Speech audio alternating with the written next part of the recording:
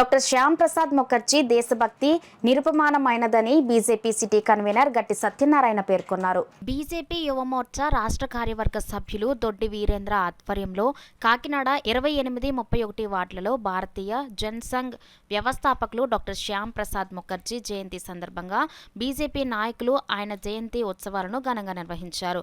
ఈ కార్యక్రమంలో ముఖ్య అతిథులుగా బీజేపీ సిటీ కన్వీనర్ గట్టి సత్యనారాయణ, బీజేపీ యువమోర్చా రాష్ట్ర ప్రధాన కార్యదర్శి శ్రీనివాస్ రాజు పాల్గొని శ్యామ్ ప్రసాద్ ముఖర్జీ దేశం కోసం బలిదానం అయ్యారు అని తెలియజేశారు. శ్యామ్ ప్రసాద్ ముఖర్జీకి నివాళులు అర్పించి అనంతరం వార్డుల్లో పలు ప్రాంతాలలో మొక్కలు నాటి వార్డు ప్రజలకు మొక్కలను పంపిణీ చేశారు.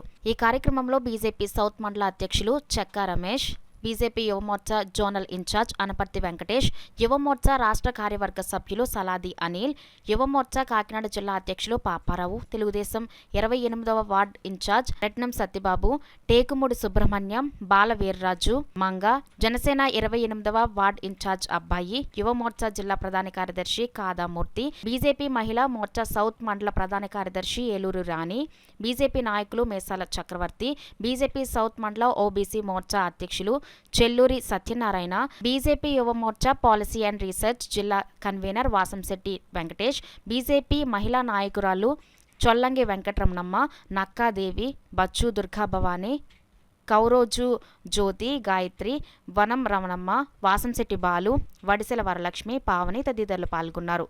అయినా కూడా ఆయన పేరును మనం గుర్తుపెట్టుకుని ఈరోజు చేస్తున్నామంటే ఆయన గొప్పతనం గురించి ఆల్రెడీ చెప్పడం జరిగింది. సో మీరు ఆలోచించుకోండి, ఆయన చనిపోయి సుమారు 73 ఏళ్ళు అయ్యింది. ఆయన పుట్టి 123 ఏళ్ళు అయింది. ఆయన కేవలం 51 సంవత్సరాలు పుట్టారు ఉన్నారంటే ఆ 51 సంవత్సరాల్లో ఎన్నో మార్పులు చేశారు. సో ఆయన విధానాలు అంటే చెప్పారు కదా, అంటే మన దేశం అంతా ఒకే ఐక్యంగా ఉండాలని చేస్తుందని చెప్పారు.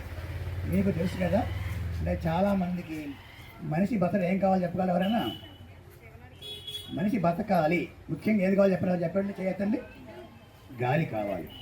గాలి మనకొకటి, ఆ అమ్మాయి ఒకటి, మీకు గాలి ఉంటుందా?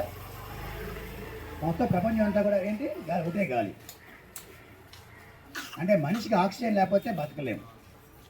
సో అందుచేత ఏంటంటే భారతదేశాన్ని ముందు ఐక్యంగా ఉండాలంటే మన మంచి ఆక్సిజన్ అంటే మంచి కావాలి. అందరూ సమానంగా ఉండి అందరూ దీనికి మతాలకి, కులాలకి, రాష్ట్రాలకు అతీతంగా ఉండేది ఏంటి? గాలి. ఎక్కడి నుంచి ఒకటే గాలి ఉంటుంది, ఒకే ఆక్సిజన్ ఉంటుంది. సో అందుచేత ఏంటంటే మనకి ఆయన చనిపోయిన దగ్గర నుంచి పుట్టిన వరకు కూడా మోడీ గారు మొక్కలు నాటండి, అమ్మ పేరున ఒక మొక్క ఉన్నారు.